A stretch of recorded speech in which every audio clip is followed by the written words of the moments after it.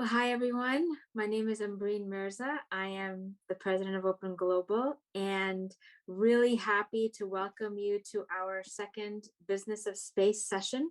For those of you who missed our first panel, we were lucky enough to have Salman Hamid, Mohammad Shahzad, Ali Asghar lead our very first session on the business of space. And then Salman came back to our retreat live and led a very exciting talk on our opening night at the retreat, which was very, very popular. And, we received so much praise. And now we're back a third time. And today we're going to talk about outlook and opportunities for the space sector. And with us today, we are joined by two newcomers. Dr. Azam Arastu is an adjunct professor at University of Southern California. He's also the former vice president of Boeing. And he brings more than 15 years, he brings more than, 3 decades of experience, right? Actually, he recently retired as a senior executive at Boeing, where he was VP of one of the Boeing Space and Defense System divisions. And before that, he was Boeing's chief engineering program manager. He has over 35 years of experience in space and satellite systems, in energy technologies and program management, and his expertise is well recognized across the aerospace industries in the US, Europe, Japan, Russia, and Australia. He's received over 25 major awards in this space, and we are super excited to welcome Dr. Arastu to our community, to the open community. He has a PhD in electrical engineering and, BSc, MSc, PhD, electrical engineering and control theory from Imperial College of Science and Technology at the University of London. We also have not quite a newcomer, Nargis Ali. Nargis is well known to more than one chapter across Open, right? Former, with Open DC, Open Houston. We just met her recently I just met her at the Open Global Retreat, but I think most of us have met her at some point live. Nargis is president and CEO of Shore Secure Solutions. She is an entrepreneur. She has more than 30 years of experience in IT research and development, strategy consulting and negotiations, managing startups, cross-functional team building, optimizing business processes, and change management. For those of you who don't know about Shore Secure Solutions, they provide IT solutions, including portfolio management, cloud services, cybersecurity, data analytics, and content management. And she has led her company to provide exceptional services to a number of federal agencies, from NASA to DoD to FEMA, SBA, USDA, and USCIS. So welcome, Nargis. And we all know Mohammad Shahzad from our previous Business of Space session, and he is also the president of Open Southern California. He currently serves as the CFO of Relativity Space, which is a vertically integrated technology platform that fuses 3D printing, artificial intelligence, and autonomous robotics to design, print, and fly entirely 3D printed rockets with 100 times fewer parts in less than 60 days. Under Mohammed's leadership, Relativity raised almost $1.2 billion in funding and scaled to be the second most valuable private space company in the industry, backed by leading investors such as BlackRock, Fidelity, General Catalyst, Social Capital, Tiger Global, Tribe Capital, Y Combinator, and several more. And of course, there's Salman Hamid, professor at Hampshire College, entrepreneur, social entrepreneur, founder and CEO of nonprofit Gainath Studios. And Gainath is also an Open Global Media partner. Very happy to announce that. So Salman Hamid is for those of you who don't know, he is the Carl Sagan of the Urdu speaking world, right? So if you don't follow him on YouTube, please follow Kainat Studios and Salman Hamid. Kainat Studio creates topical astronomy videos in Urdu for audiences in Pakistan and broader South Asia. And I think without going into, he's published extensively in Dawn Magazine, Express Tribune, Science Magazine, The Guardian. He is a subject matter expert in this field, and I learned from him. We all are learning from him. And so with that, why don't we just start our session and take a deep dive into this topic. So let's talk about, and I know each of you have had such a range of experiences. We hear about all of the trips to the moon and the science fiction movies, but Mohammed, you raised $1.2 billion for almost $1.2 billion. Nargis, you're an entrepreneur. Maybe we can talk about the commercial side of space, the business opportunities in space. And so if you'd like to take, maybe you could start, Mohammed, on where the opportunities are, since you've done some fundraising in this area. Sure, Amreen. Assalamu alaikum, everybody.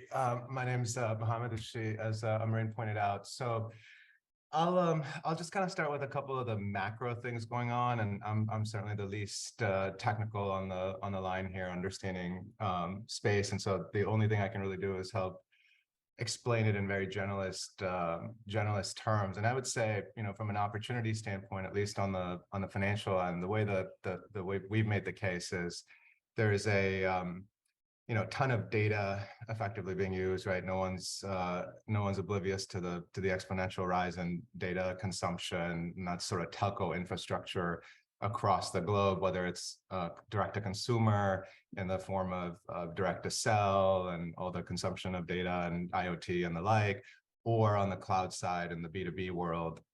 And so when you think about the proliferation of the needs that we have for telco and telecommunications, and that intersects with the advancements fundamentally on like satellite technology, of course, things that SpaceX and Starlink have done, but just fundamental research around size of satellites, density, things that you couldn't do 10 or 15 years ago. It's really leading to what people are calling low Earth orbit constellations. So it's effectively a mesh network that's about 500-ish kilometers from the surface of the Earth, and those are the mesh constellations that, like Starlink, so that's SpaceX's constellation of 40-odd thousand that they've announced. Amazon's doing one called Kuiper that's about 7,000 satellites. OneWeb's got one that's much smaller. There's a number of other rumored ones on the commercial side, whether they're foreign governments. The US Space Force has been talking about doing that. And that really fundamentally changes and effectively says telco infrastructure, like cables that we've laid across the Earth, are going to eventually sort of move up to space and become the backbone for telecommunications. That's really the broad kind of macro thing going on the commercial front. Of course, there's a bunch around Earth observation and climate, and there's further out, folks are looking at things like asteroid mining and in-space manufacturing for a lot of different use cases. And Nargis can talk certainly a ton better than I can around all the NASA and civil exploration of space, human or otherwise. And then unfortunately on the geopolitical front, right, and we're following all of the wars, Russia, China, US, kind of just grappling for power, whether it's moon bases, Mars, simple things like a $1 billion satellite that used to sit in what's called geostationary orbit. So that would be about 2,500 kilometers north of Earth's surface.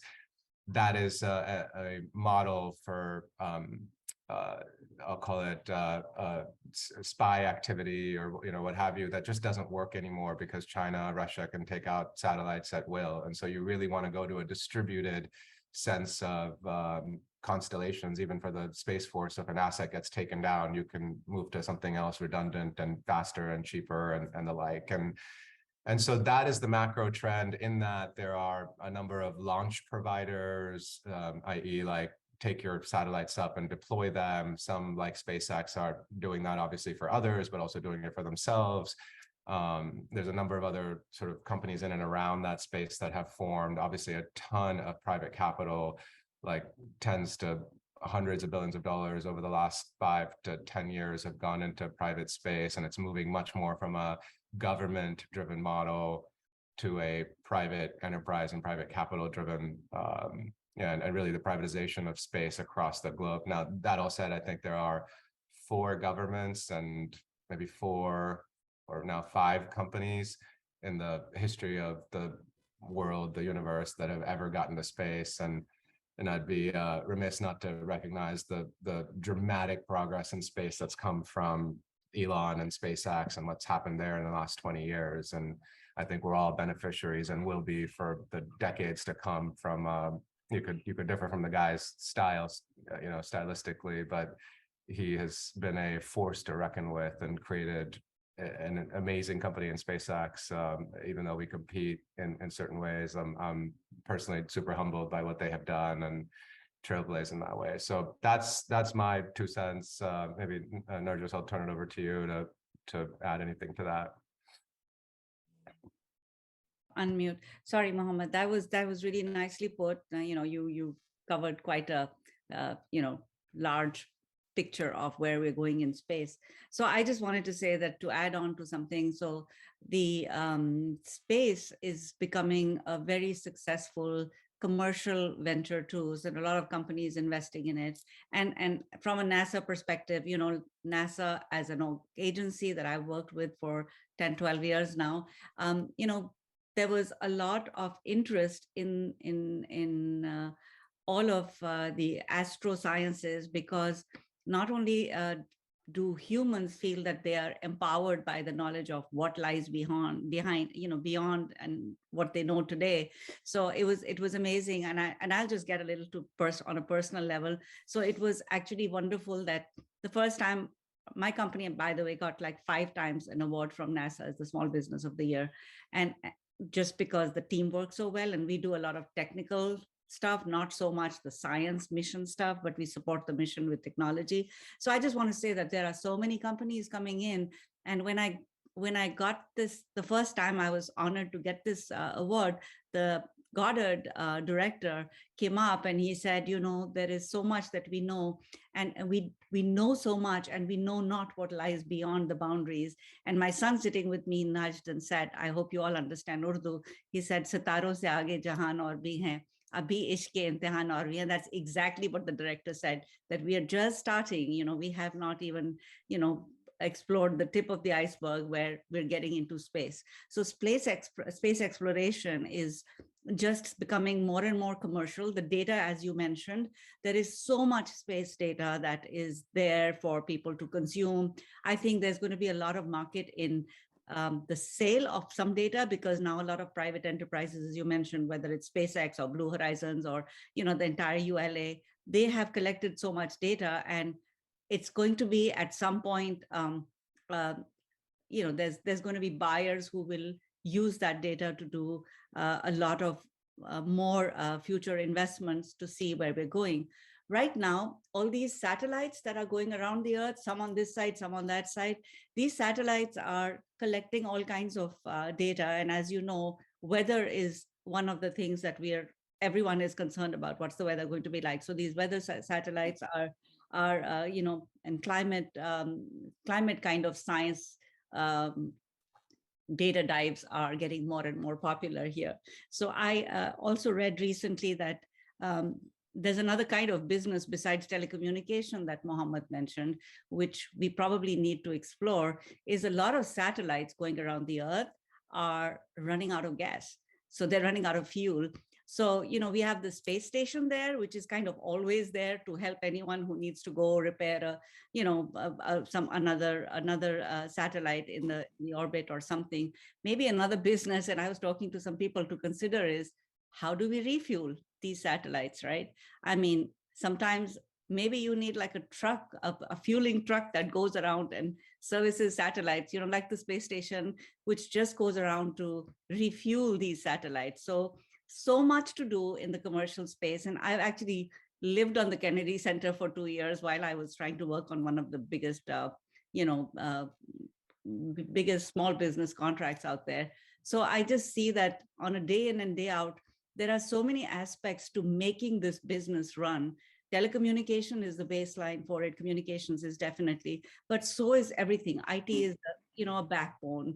There is so much of logistical things that have to be done. Just taking that, Artemis to be launched is a huge endeavor. So, though my company is doing IT, I just feel each one of us plays a small little tiny little role for example, for the Artemis to go up. And the next mission hopefully is going to carry humans there to explore and get more data and more samples from the moon itself.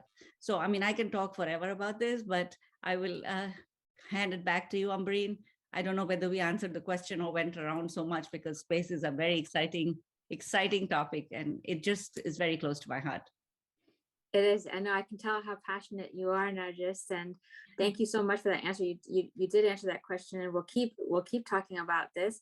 I think Azam, I'd love for you to chime in based on your experience with Boeing and your experience with satellites.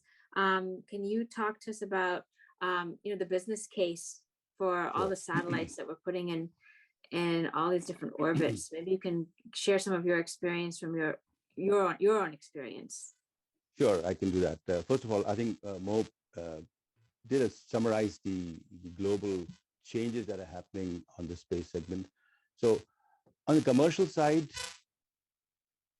there has been significant change on basically on the space segment side, where before the space was dominated by the GEO satellites, as you know. Those are big birds. Each program costs about $1 billion+. Each bird is about $300 to $400 million. You need to order 2 plus launch. It's about $1 billion contract on an average. And those expensive assets take 3 years to put in orbit as a minimum. And it was an exclusive domain of rich and powerful countries, of big companies. That has changed dramatically. So we have now moving away. There is still a very dominant, very big segment of GEO, which will remain for quite some time. We launch typically around 15 to 20 satellites, big satellites in the GEO. And that market probably will sustain for quite some time. But the biggest change is to come down to LEO, first MEO orbits, where we had GPS satellites. But MEO is around 10 to 15,000 miles above, kilometers above the Earth. MEO is very interesting orbits, but there are some lot of radiation, and the environment at MEO is tough. So the satellites don't last that long, and they become very expensive. The problem is, as you come near Earth, you need more and more satellites, and there's a lot of advantages coming near Earth because of latency, very short latency. If you want to compete the ground infrastructure with fiber optics, you need to reduce latency. For that, you need to come down around between 500 to 1,000 kilometers. Problem with that is, as soon as you come near, you need more and more satellites, because you're rotating around Earth much faster. You need a bunch of satellites, a lot more.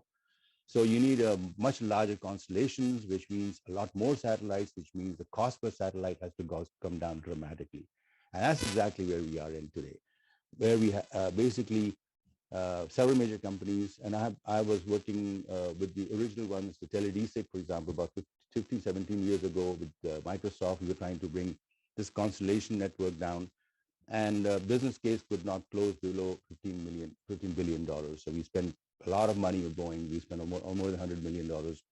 We had to shelve it because we couldn't cut the cost down. And then Iridium Next came in. There were a whole bunch of other programs came in after that. But now, with the cost reduction, and we are managing to get the cost and also with Elon Musk and Amazon and other OneWeb, we can bring the cost so low that it can actually business case does close for around, we can put the whole network together between $3 to $5 billion. So that allows us to bring the internet backbone from ground to space. And as soon as you do that, you connect the whole world. So that is what is driving the telecom business, internet business, where you're building a lot of these satellites up in LEO. So that's, you see 5 major constellations coming up. Starlink is partly there. OneWeb is there. OneWeb, and then Kuiper from Amazon is coming up. So that is one major thrust that is coming up on the site. Of course, you launch these thousands of satellite constellations, mega constellations, you need to launch it. So then your ancillary business of launch, a lot more launch satellites, launches are coming in. Relativity space is an example. So you need to reduce cost of launch per satellite significantly, and reusability and all those interesting things are coming through. So that's on the commercial side. Then you have space exploration, which is again exclusively domain of governments. NASA and in only major space agency was doing space exploration. Even that is now changing. That you having space station is done, built.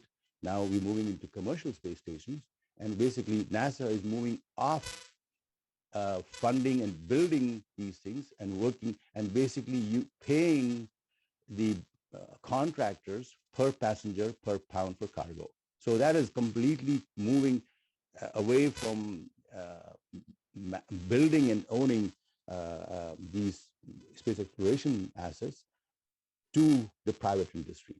Very much like what aviation industry did about 40 years, 50 years ago. Then another major area is we have so much assets and junk in space, as Narendra mentioned. Somebody has got to go clean it. Space debris is a major thing. And also dead assets has to be refueled and removed and so on.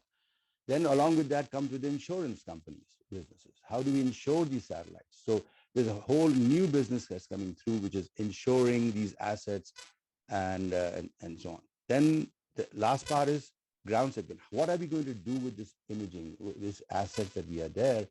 The information is there. How do we disseminate the products to the industry? So that's another major industry that's coming through on a mega side. Then, of course, the supply chain, first, second, third, fourth tier supply chain through all those areas. So space right now is, right today is almost 470 billion today, projected to almost $1 trillion business in the next decade or so. So we are in a very, very exciting time. And people, you could never imagine 5 years ago, like private equity companies would venture and put in the money into space industry, and they are doing now as Relativity has secured funds from BlackRock, which is unheard of in space business. So exciting times. Thanks. That's fantastic. And I think that's a very exciting number when you think about the number $470 billion, which leads me to my question for Salman. You're talking to people of all ages on, from here to Pakistan. Salman, how can we have the next generation take advantage of these opportunities? Where do you see the opportunities for people to break into the space sector? Well, thank you very much, and thank you for all the comments. And I should mention, I mean, there are other people also in the audience that I hope will listen more. I mean, Ali Asghar is there, Umar Khan is there, and others who actually know a lot about this stuff as well. So I come from a slightly different perspective. I'm sort of outside of the business side of it in some sense. I'm trying to create a platform for communicating ideas about space and astronomy. Why are we doing that? And I think that's what was laid out to a certain degree, that space is indeed going to be one of the major things, if not the major thing, in the next couple of years. I mean, it's going to just rise up. So there are two aspects to that. One, I'll mention the positive side, and then one, I'll mention the cautionary side. So in the positive side, as Azam has said, also not here, but in separate conversation, that we cannot afford to be left behind in the space sector, right? And I don't know how we define we could be anybody. We could be Pakistan, since this is open. We could be just in general as humanity, sort of like, wherever you are. You have, if you want to sort of like, stay in toe and toe, the differences between haves and have-nots is increasing dramatically. So if this is the trajectory of space, then you have to follow it. How do you follow it? And I think that's where, to a certain degree, curiosity and education about space and thinking the context, that all becomes important. Because this is in some ways, it's not a new sector, but certainly where this sector is going is dramatically fast. So if you in some sense, it also gives you an opportunity to catch up. Because if this is the place where you can invest in terms of education or in terms of training and in terms of investing, then you can actually because this is an exploding sector in a positive way. This is an exploding sector, and I think you can sort of like, catch up. But I would also, since this is sort of like, business outlook, business community to a certain degree, I would also mention a slightly cautionary side as well. And my other hat is being in the academia, so we actually look into those things. And there was a lot of mention about, for example, constellations of satellites, which are also a huge threat to, for example, astronomy, right? So astronomers really worry about how many satellites are going in and things like that, but that's a separate side. I think the larger context where I'm interested in it, and sort of like, and in conversation with you guys, I mean, that would be really interesting for inputs as well. And that is humans in space. That is also taking place. Nerjis also mentioned, Azam also mentioned, and there, Mohammed's company also sort of like, is dealing with sort of like Martian habitats. So is SpaceX, and so on and so forth. It's a really crucial time to define how humans are going to go in space. And now, not from the technical perspective, but what kind of values we bring to that. And that brings in a little bit on the ethical sides of it, is that what kind of principles we set in. And so that is something that is a little bit of a Wild West right now in space. And I think in some ways where there could be a revolution in a different type is that the companies that are right now oftentimes are thinking, they're not thinking in terms of what is the better way for humanity. The 1960s Apollo program was born out of Cold War, but it also had a huge element of idealism in there. That's the reason the plaque that said we came in for all mankind. Yes, it was Cold War, but there was also idealism in there.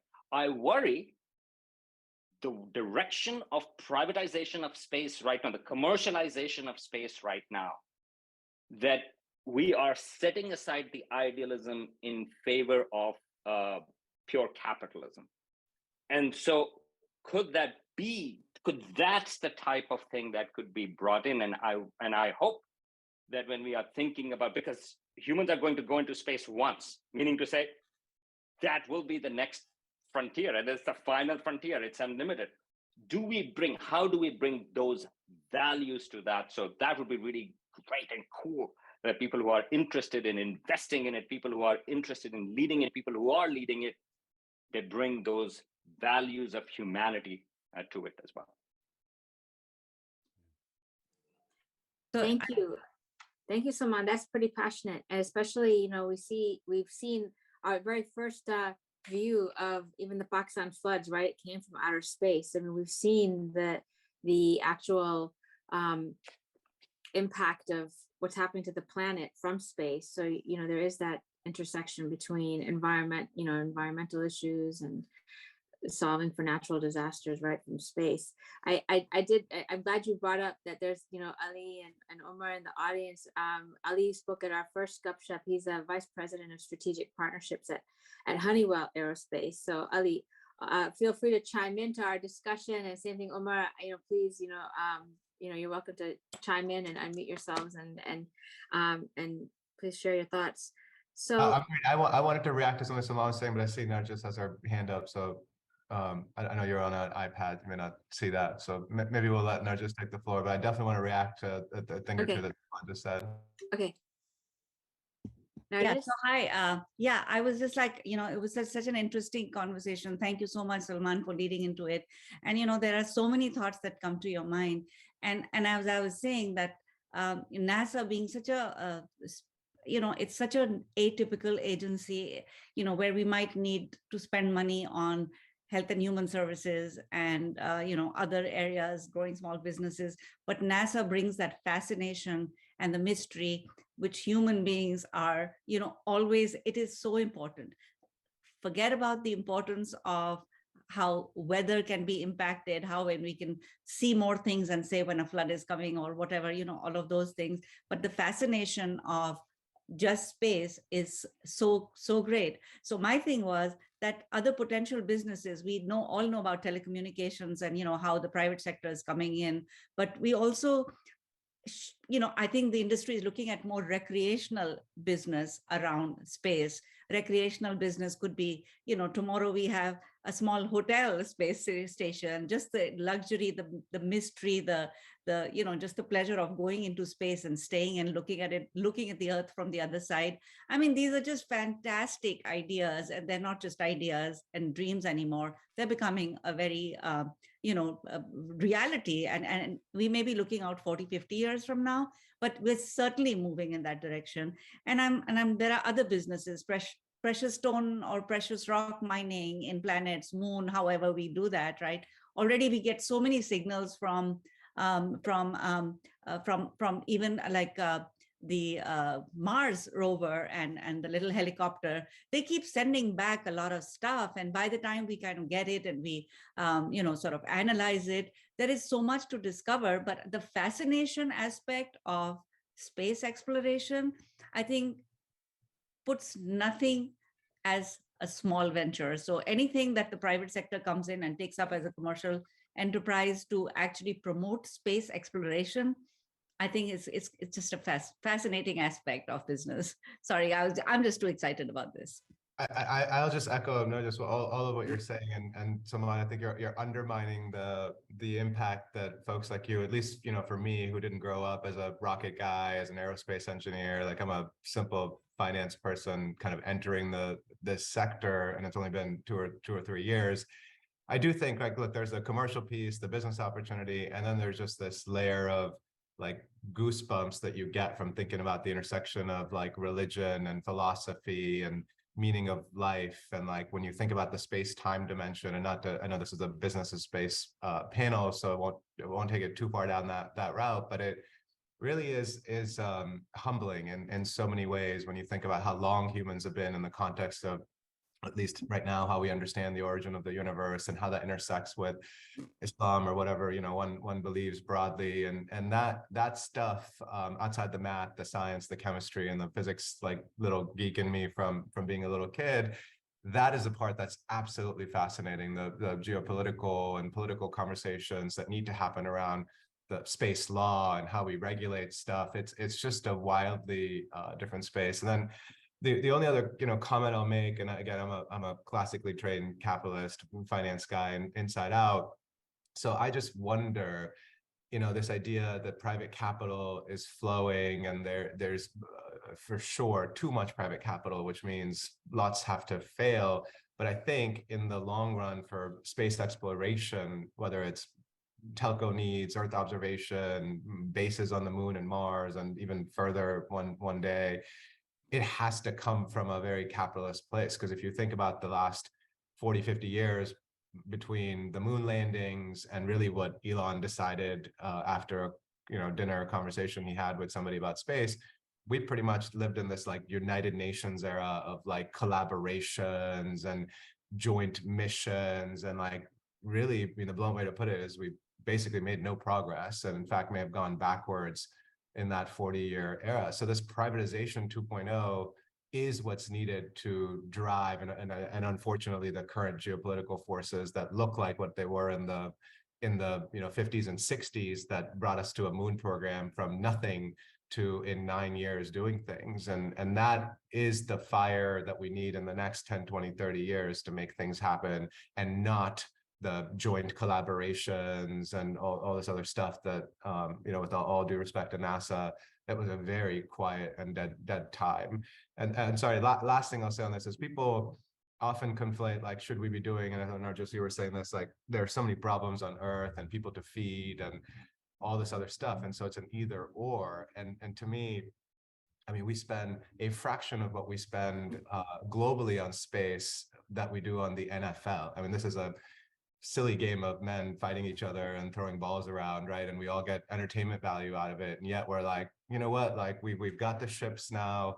We're good on this little lake over here. Like, who cares about space? Like, it would literally be akin to inventing boats, but choosing not to use them on, like, the ocean, and living in your little lakes and rivers and saying, that's good enough for us, right? Like, we go to space because we can, and then therefore there's this entire set of businesses around it. So anyway, it's super passionate about that side, because I'm probably the most starry-eyed, new to the sector than anybody really on the panel. All right, So can I chime in and add some more comments along the same line? So I agree. On the space exploration side, there was kind of a lull. We went to moon, landed man on the moon more than 40, 50 years ago. And 50 years, 50 years is a long time in the space domain. And not being able to go back, there's a big lull in that time. So, but,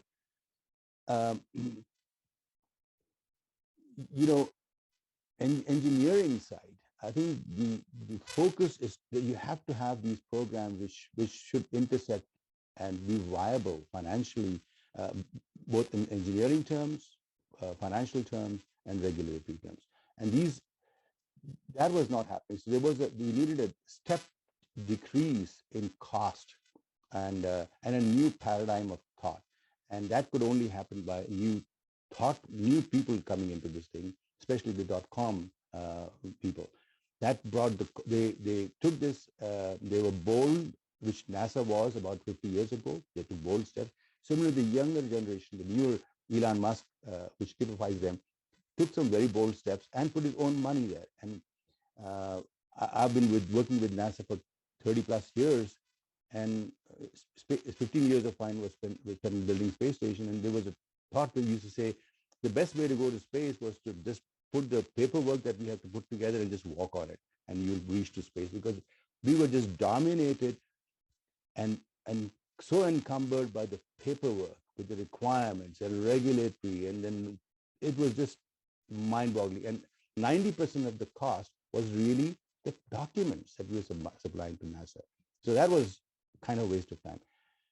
Not waste of time, but it was not money well spent. NASA, we didn't start the Apollo program like that. We started by taking bold steps and taking risks. The risk part dominated the space business for a long time.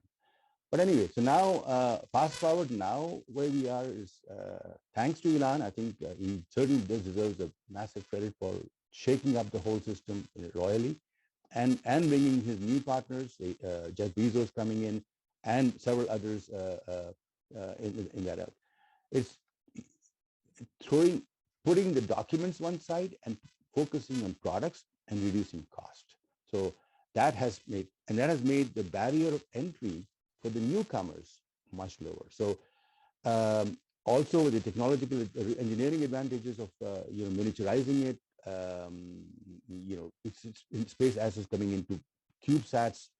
You can do a lot more with a CubeSat than you could do with a much giant $300 billion satellite. You can do much more. So that barrier to entry has gone down significantly. And that then allows countries like us, Pakistan, and smaller companies to venture into this and take a slice of this $500 billion industry in a very nice way and still make a ton of money. So those changes are there, and we are living those changes as we speak now. And I'm consulting with Blue Origin right now so I know what they're doing. We're talking about space mining, asteroid mining, lunar bases, building permanent base habitation on moon, and then the new commercial space station. These are just incredible programs, incredible things that are happening today that I couldn't even imagine 5 years from now, some years before. So Ambreen, if I can add in a little Sure. bit. Sure. Yeah. Go I ahead. was saying, I mean, I just get so excited. And, when I started like 11 years ago, this company, so my partner was an astronaut and he actually he had done 3 space shuttle missions, and I could not ever get over listening to his stories for being out there. So the fascination, as we've talked about in the last conversations, for humans to be in space is so great. I even feel that we don't have a business that comes to my mind, and I don't know if anybody's doing it, with all this private commercial investment in the aerospace.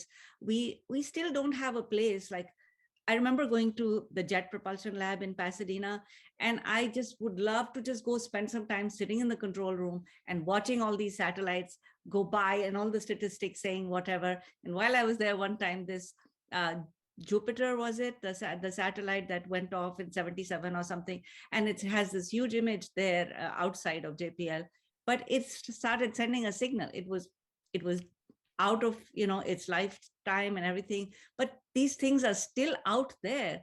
Kainat, and I know that your company name is Kainat, people say that, but I think it's Kainat, right? Is it? Am I right? Kainat itni badi hai, and Kainat, yes, it's so much to explore that you feel that maybe we need to have more visibility for an ordinary person to go see what's going on, like a theater that sits and watches live things going in space and has these satellites zoom into something. I'm going to retire this year, next year, and I just want to do something very exciting, not from a business perspective, from my passion perspective, in the space area. And I think Pakistan needs to get in there. And it's delightful to see so many Pakistanis. Another friend of mine, Mansoor Ahmad, he said his salams to everyone here. He was like, I always sat with him and we looked at so many things that were happening currently at Goddard. And I just feel Pakistan needs to play a role where we can promote this industry and be part of it. I don't see why not. This reminds me of another term that I wonder if you can help explain. What does mean the term democratization of space? Okay, so let me chime in there. I think I mentioned that to you yesterday. So democratization space is really the concept, well, not the concept, what was happening 10, 15 years ago was, because most of the assets on space were geo birds. As I said, geostationary birds are expensive because they're typically large satellite, larger TV channels. And again, both, I'm talking about both in the open domain, commercial domain, and in the classified, in the military domain. These satellites are very, very expensive, very, very expensive, $300 to $400 million each, and you need at least a pair that you order. As I said, that's typically about $1 billion contract that Boeing and others would have for each of these customers. That prevented many, many companies and organizations to venture into space. It was an exclusive domain of the rich and few. That has changed dramatically because of the size of the satellites, the cost of satellites. And that, I think, what I call is democratize the space industry, because it allows many, many more people, many, many organizations. In fact, now with CubeSats, many schools here build CubeSats as high school projects, or in a university do final year projects using CubeSats. And you build the entire system, and then you have very low cost launch vehicles, or you take a ride on some other payload that's coming through, or you launch many of those satellites together. And now, for example, even Starlink is launching about 40, 50 satellites together.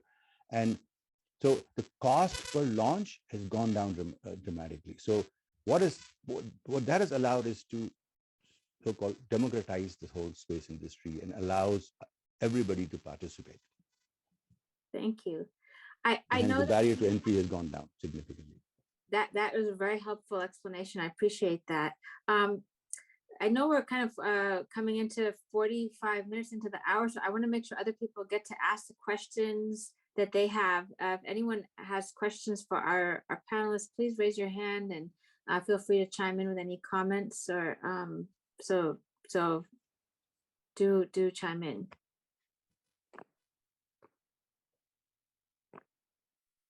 I see I a think question here from Harris. Okay, Harris. Hello, thank you all so much. I really enjoyed the all of the discussion. I just wanted to make a quick comment and then ask a quick question. My quick comment was I just wanted to say I really appreciated Professor Hamid's comment about humanity and some of the potential dangers of privatization. I'm a historian and also a legal scholar, and so I think a lot about the history of spaceflight and the legal history of spaceflight. And even going back to the 1960s, I mean, so much of spaceflight has always been heavily capitalistic, and sort of the distinctions we make between when I hear people sort of debate about new space and public-private issues today, and then I go to like the NASA archives in DC and look at what people like what Hughes Aircraft Company or Lockheed and NASA and congressmen were saying about public and private in the 1960s, it sounds exactly the same, like the same thing. And so I often find it very humorous when people sort of have these debates today when we've been having them since the beginning of spaceflight. And so it also makes me wonder when we think about capitalism as the future, it's always been with us. It's just that the forms that it takes changes. But that was just my comment. My question was, I'm curious, we've talked a lot about civilian and commercial applications of space, but I'd love to hear more, and sorry I missed the first 15 minutes or so, but I'd love to hear more about military. What is the role of the military and the intersection of the military with business and space? I know, for example, my undergraduate, I did a BS in applied physics. I did aerospace work, and a lot of my friends, for example, they would work at Boeing, and then they would feel really uncomfortable when they would have to work on military projects and asked to be removed from those projects. But it was very difficult, and that's one reason I decided to become a legal historian because I felt very uncomfortable with some of the intersections between the fascinating and important work that's being done in space, but the kind of dual use technology that also goes into so much of what's happening. But thank you. I'm happy to start, and I'm sure from an engineering perspective, we can get some interesting perspectives. I happen to spend the week actually with two different undersecretaries of defense this week, and ultimately, look, as I completely new to the industry by background, a rocket is a very large ICBM, right? There's no question about that from an engineering perspective. If you can make a rocket, you can certainly make missiles, and you can certainly make ICBMs. And we, given the approach of Relativity, the company that I'm at, is a 3D printing platform, and we deal with the primes and we deal with the DoD on, okay, we need like missile casings these days. If you follow the geopolitical situation closely on the ground in Ukraine, there's a particular ammunition called the 155s that across the globe, and it's somewhat embarrassing that we as a country in the United States at least are short of that. They're short in Ukraine. We've used up all the allied forces 155s, and they are scampering to find it's fairly public information. And so we wrestle with that, like, yeah, we want you to make missiles, right? And our position has been, no, we choose to make rockets, and we'll put up spy satellites to prevent war. But I think those lines are incredibly blurry. Like, what does it take to, quote unquote, prevent war or cause more war on the ground because of NRO satellites? And we have contracts with the DoD to launch spy satellites. That's what they are. Certainly, SpaceX has done that. ULA does it for a living. So I think it's really tricky. Then there's the actual kind of from a legal standpoint, like who can claim what orbits and how does that sort of legislation work? I mean, and you'll know this a lot more, but the last legislation we have around global space, universal space stuff is from the 70s, I believe. And so clearly needs to be dusted off. Lots going on the ASAT side, the anti-satellite sort of takedowns that now China and Russia can shoot down satellites, and all the debris issues that's leading to. It's not the satellite proliferation, it's the stuff that blows up into thousands of pieces, and then we have no idea how to track it and keep it.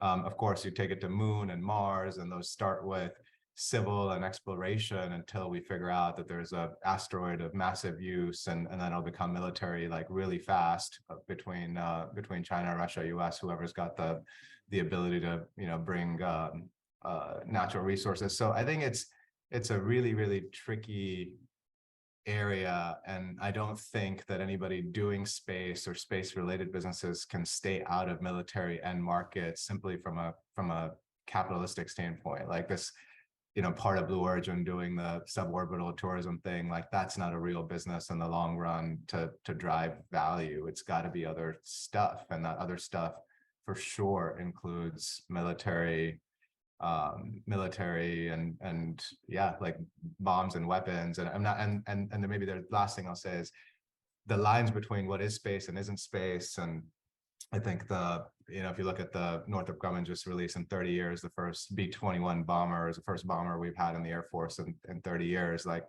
that thing in itself, or the X-37 that flies it can be in orbit for months, right? 3-4 months, and just flying all across the earth. Like that's a US asset on kind of terrestrial Earth, kind of, but is a space vehicle, and you can basically go, strike a nuclear strike anywhere in the globe within seconds. Like that is the world that we live in and will be living in. And then cyber and all these other things across the board. So kind of a rambling answer, but I don't think you can get away from, being like, I'm pure play, commercial only, and I'm doing space for the good of humanity only. Like, yeah. Let me add some comments on that. I've been with the Boeing company. I've obviously had to deal with the military side for the last many years on a variety of programs, and it's hard to separate civilian versus military. What happens in military is a lot more exciting. What we see in commercial side is almost maybe less than half what you're really seeing. The cutting edge is way up in the military side, and a lot of interesting programs happen, satellites. And then in the commercial side, you think primarily of building things, and whereas in the defense side, you're really trying to see how you can knock out others. So it's a very different mindset. And up to now, for any nation to be secure, you need to have air superiority. That's no longer the case. You have to have space superiority to be able to protect one country or one. So there's a whole plethora of technologies and missions that go on to dominating space, and only those countries will survive in long term where you have space dominance, and hence now creating a space force. Before, all space was controlled by U.S. Air Force. Now U.S. has now created a separate space force as a separate command altogether, reporting to the president. So it's completely different. So the emphasis on space is now significant. And then there are many technologies. Of course, GPS is the one, started off several years ago. What we use civilian side is just a toned down version of what happens on the civilian side, but then on the military side. Then you have the ASAT and the satellite thing. And then the problem is now if you're launching these thousands of satellite constellations, then what is called a Kessler effect, where you knock out one and can have debris floating around, can have a potential of knocking out the entire assets. Then when the debris goes through, it doesn't discriminate which is the good asset and the bad asset. It destroys the thousands and thousands of satellites, and then so how do you protect it? How do you protect yourself against it? How do you regulate? Also, regulation can only be in the civilian side, but how do you move into military side? There are a lot of things that are happening in that area, and again, working, I had the highest possible clearances and worked many years, and space is one area which is protected more than anything else is. So it's very difficult for the person also to keep your conscience clear and make sure that we are using our knowledge for the benefit of humanity and not for the destruction. And I had to struggle that myself many, many times, and also recuse myself from the programs because it was just against my conscience. So it's a tough call, but that's the reality of life. If I can jump in for just for one short comment, and one is thank you, Haris, for bringing up sort of like 60s and today. But I just wanted to mention sort of like but there is a foundational difference because of regulations. In trying, and you know more about sort of like the legal aspects of that, but it is this issue like 1967 Outer Space Treaty, which governed that, and that is a much more idealistic thing that no one can own it. Today, that may not be applicable, right? And so where capital is involved, the framework in some sense to look in the past would be the British East India Company. I mean, companies existed before also, Dutch East India Company and the British East India Company. But the way their businesses performed in the kind of deregulations that they had, or the authority that they were given, that type of potential of exploitation is different with private companies leading that way versus governments that are more in the framework of, or more liable for framework for international treaties and things like that. So I think that's the one difference, that, and it's a slippery slope. The problem is, again, the trajectory. And I think this is something that I think the militarization question is fascinating, and I think the reality is hard, and I think everybody has said that how hard it is to disentangle. But I think that's where, again, I would try to push towards the idealism part, because it is also up to us what kind of a future we shape. One thing we can say, well, that's the way it is, and we move on in that direction, or we try to resist that. How do we resist that in a responsible manner? And I think, and again, I would go back to the 60s one more time, and that is with, for example, with something like Star Trek, right? Star Trek, yes, it was a fictional world, and it was actually originally one of the primary reasons for Gene Roddenberry to create that was not space, but because of race. Because he wanted to have interracial relationship on television in 1966. 1965, he actually had a show that he proposed. Nobody said, there is no way you can do that. And he said, okay, what if you have Uhura, who's African-American, but they are in space in the future? They said, oh, that's okay, right? Now, and that led to the first interracial kiss, which was extremely controversial in 1969 on Star Trek, right? So again, but Gene Roddenberry's vision was like, that, okay, so you have this idealistic vision of space where you had a Soviet astronaut over there, and so he was trying to build that up. So I think what we might do, and again, that's why I'm sort of like, we're business people here as well as the private component as well, is I think it probably is correct to say that in low Earth orbit or within the space of Earth, these things are completely intermixed between offensive and defensive weapons or satellites and things like that. But perhaps when we are thinking about the moon, maybe, just maybe, we put it in a different category where we say, okay, that should not have military applications to it.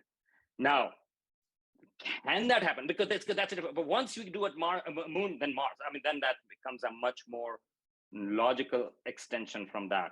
But I think the time to put pressure or to put this idealistic vision in is now, when we are thinking about bases on the moon, not 10 years from now when you have a base on the moon. And well, then we would make the same argument as we make about low Earth orbit. Well, that's the way it is. China has a military base, so does the US, and now so does India. And then if India has it, hey, maybe Pakistan space program would also go. Like, oh, we need that too. But my point is that that's the reason why this is a really crucial time to think about these things.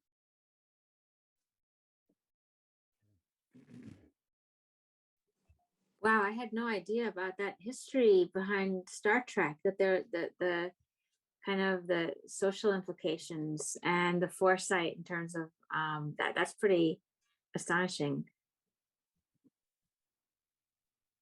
Yeah. Anybody else have any questions or comments that they'd like to ask? I see.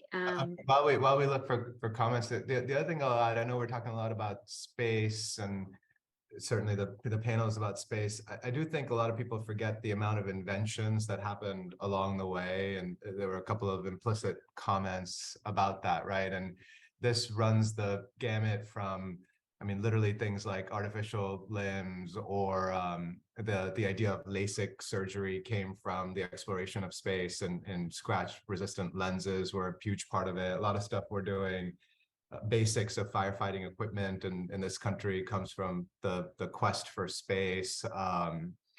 Buildings and architecture, like things around shock absorbers, certainly in California, that we do for earthquake protection, come from that. Water filtration mechanisms, things we use like Brita filters or version of those came from quest for space. A lot we've done on like wireless headsets and audio. Things like treadmills and home fitness machines came from the desire to have astronauts be able to work out. I don't know, Invisaligns, freeze-dried foods, camera phones, baby formula, like the list is just massive when you look back for 30 years and the kinds of things that have happened. And so I always try to remind people, like, yes, there's a military and all of the bad stuff, and but this is a little bit different than the quest for the atomic bomb, for example, right? And I don't know, one could look back now, certainly 60, 70 years, and perhaps other than the once or twice in the world that's been used, it's probably also prevented war. There's no doubt that right now, right here, is the best time in the history of the universe to be alive, from a life expectancy, from values, from just people. And we used to kill each other for food and fun and spectator sport. Like, that is the world we came from. And so I appreciate the dialogue and us and the next generation, certainly the Gen Zs, and in that belief. But there has been an amazing amount of things that have been invented in the quest for space that's very different than the quest for a AK-47 or an atomic bomb or something like that. Like, there is no comparison in at least my mind. Yeah, so I just want to add also, I'm bringing the closing. I know we're out of time. So thank you so much for organizing this panel. It was just so lovely. One could keep talking, it'd be so fascinating if we can do this in person one day. But Star Trek reminded me that at my company, at the office, I'm Captain Kirk because I'm very full of emotion and want to lead the ship and all. But we have a Scotty, and we also have Mr. Spock, who's the brains of our company. He does everything without any feelings. So these are, Star Trek was an amazing serial, but in everyday reality, when you have space in your perspective also, it's such a great combination of people who want to explore and who want to get there. So again, I'll just say thank you very much for having me. And again, I'll end with Sitaron se aage jahan aur bhi hai, ab bhi ishke imtihan aur bhi hai. Thank you. Oh, such a pleasure. And it was so great having all of you. And I'm so happy to do this session again. I actually grew up as I don't even know if any of you remember the whole Return of the Jedi series and Star Wars. I actually used to be a Princess Leia fan myself. So I used to grow up wearing those, like, I have some very embarrassing photos as my first birthday party with the Princess Leia braids. And so I think there's always been something very exciting and very something very exciting, very hopeful, very adventurous about the universe, right? About the unknown, the planets that we don't know about. Is there life out there? Is it, is there wealth out there? It kind of reminds me of the gold rush. The genes, Levi's jeans kind of came about in the process of the gold rush. And I love how you brought up all the inventions that came up, Shahzad Muhammad, all the inventions that came up, Muhammad, because it kind of reminds me that in the quest for anything, right? It's all the journey is the process of the journey is part of the I think part of the fruits too, right? Like, that's something that we gain as well. So it actually appeals to your scientific and your mystical and your human side. It does. And I think we're right at the edge right now. We have I think the next 5 years when we have, especially when the Starlink system is up and some other constellations will be up, that will be, we are almost at a tipping point where it's going to revolutionize the whole world in providing 5G communication within a large segment of the population across the globe. And then the ability to connect people, the social and economic benefits across that are unimaginable, unimaginable. So we are, I think, although I spent 30, 40 years in space industry, but I think this is certainly the most exciting time ever, ever that I've seen. And I think, and once these constellations come up, I think, and then connecting the world almost instantly at high speed will with high speed and high definition videos and full connectivity it'll be unbelievable. It'll be unbelievable. Yeah. Connecting, people, you can live on an island and work. You don't need to be so the social benefits, and I can't even imagine or and list out the changes that you will see in the next 5 years because of all that. And if I just want to add one thing, because I don't want to sound that I'm not for space exploration. Of course, I love space exploration. I love space, and I think humans should be in space, and humans ought to be interplanetary species. I actually think that is absolutely necessary. But I also think, and I think Ali also commented on there about human nature, but I also think that we have, so this is a quote from Richard Feynman, actually, when he said sort of like, that, and it was that he went to a Buddhist temple and he was given a key, and there were two doors. One was to heaven and one was to hell. And he says, like, and here is a key which opens both doors. And he was talking about science, right? Like, that, yeah, you can come up with the best of it, but you can also come up with the worst of it. Like, but you have the key, depends upon how you use the key, which door you open. So in that context, I actually think that space exploration is fantastic. In fact, I recently did a review inspired by this book. Also, this is called Earthrise. This was the Apollo 8, when the first time actually a whole Earth was seen. With an incredible image, because that actually led to environmental movement. Apollo program was supposed to be looking at the moon, but it turns out one of its most important legacies was looking back at the Earth. But humans should become interplanetary species. I think humans ought to become, purely from survival perspective as well. The question is, and the push is, that the current direction where we are going is the direction of where we have been. And in some cases, and currently with the state of the planet as well, like, those actions have led to not so good things for our own planet. So it's not that we should not do space exploration, we should not go into space, but what kind of values we take to space in becoming interplanetary species. And I think from that, I think we are better than what we have been. Meaning to say, I think if more of us can say, yeah, we need a better thing, then I think we can do that. But if we all say, that's the way it is, then change is not going to happen. I mean, change, it's the history of the arc. You can talk about Martin Luther King, sort of like, okay, it's which way is the history of the arc going? Okay, if it is going towards more justice, well, we hope that that arc is also going in the positive direction in space as well. But we all have to be enthusiastic about space exploration and pushing for the ethical aspects as well. So for that respect, it depends who is in the driving seat, who is pushing these programs. For up till now, it was basically dominated, and NASA was and other space agencies were driving the whole space exploration mission. And again, of being a government program, there are dual use, so you can. I don't want to say anything more, but you understand where things can be driven from. Now, for the first time in human history, we have private individuals who have exactly those things in mind. Elon Musk wants to make humans an interplanetary society and a being. And so you want to make sure so he's driven commercially in that respect, not a government organization. Similarly, Jeff Bezos, same line, not to Mars, but to Moon, but basically out of the world, looking world outside in. Very different dimension, and they are driving the space exploration business. So I think I'm very hopeful now. I think the direction is set not just by governments, quote unquote, with ulterior motives, but with private individuals with some ideas. So I'm very hopeful. I think we're probably in the right direction. Fantastic. Well, thank you, everyone.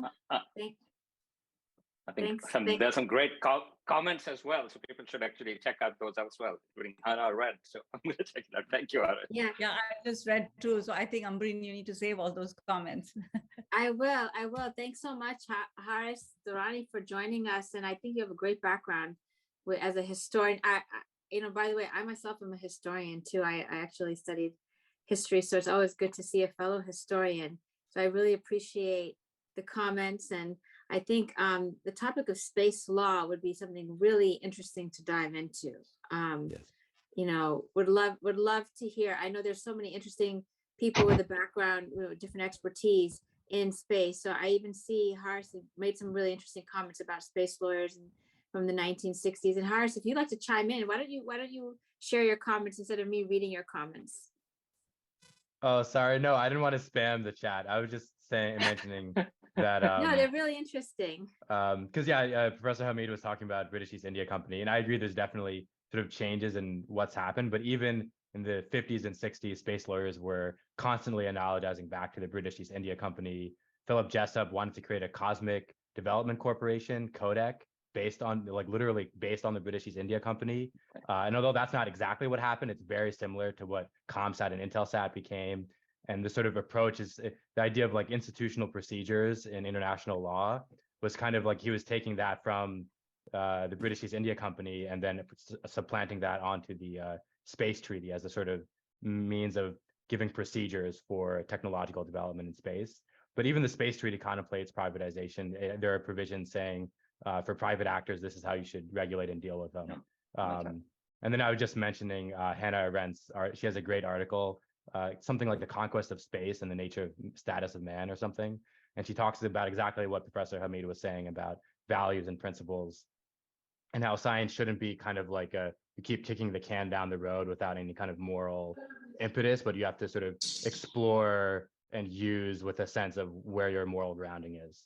And so I always really love that essay. And also because it's dealing very thoughtfully with the idea of humanity and the global. And there's a sense in which you want to, have an idea of a human civilization that we're all striving towards. But sometimes that approach can also sort of pave over differences that are important as well. So, for example, even in the space treaty, there's language about the benefit of all mankind, but it was often sort of used as a way in the historical context to dilute attempts to totally demilitarize space from developing countries. And America would just be like, oh, this is just for all mankind, and we're not going to deal with your questions about global inequality. So anyways, I'll shut up there.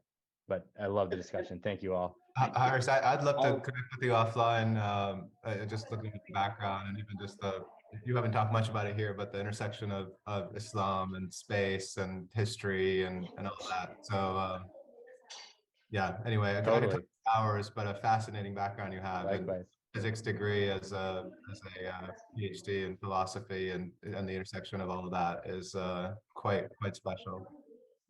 I agree. Yeah, and I can loop up. I think I just want to add, I think great discussion. And I just wanted to say, I was really I think what Saman was saying really is very important because, we've seen it time and again. We've seen it not just in the British East India Company, the Dutch East India Company, the British East. We saw what happened in the Gilded Age. We saw all those, quest for money, those big, dams being, destroying the whole cities. We've seen all of that where regulation or democracy controlling it has had bad consequences. We've seen the Atlantic Treaty, which is supposedly really amazing, and it was excluding some of the developing world from some of these high principles. And now we are seeing that in what we call the surveillance age, where a lot of tech companies are into surveillance as well. So yes, there are all these positives, but I think it underscores what Salman was saying, that we have this human nature, and we need to make sure that we don't repeat this mistake again, and which we have repeated probably hundreds of times in the past, where we start with good intentions and we get into these negative consequences because of human nature. By the way, Hassan is is championing the Open Global Book Club, right, Hassan? So I know you said about Yes, the skirt, yes. right? We are gonna have some. We need to. We need to. Yeah, so now Yeah. you can add some, maybe some science fiction, or you have some maybe some more books you can be adding to this, the list of the Open Global Book Club. That has to be launched maybe in 2023. Definitely, I think we should quickly. I'll quickly try and speed up that process. Yeah, Hassan is actually officially, he's actually a finance, he's been trained in finance, but he's actually secretly a historian too, right? Hassan knows a lot about, he reads tons and tons of history books, and he's very intellectual. The history is I love history. Yeah, one of our many resident intellectuals in across Open Global. So with that, thanks everyone. Let's stay in touch. Let's keep the conversations going. It looks like we've got plenty of seeds for future discussions, both on space and many other topics. And so always a pleasure to see all of you here and hear the energy and see the energy and the passion. And wishing you a happy December. It's the beginning of the very last month. And so with that, I will let you enjoy the rest of your weekend. And thanks again for your time and your attention and your contributions today. Well, thank you very much for organizing this Thank you. session. Thank you. And, My pleasure. Thank you. thank you. Thanks. Thank you.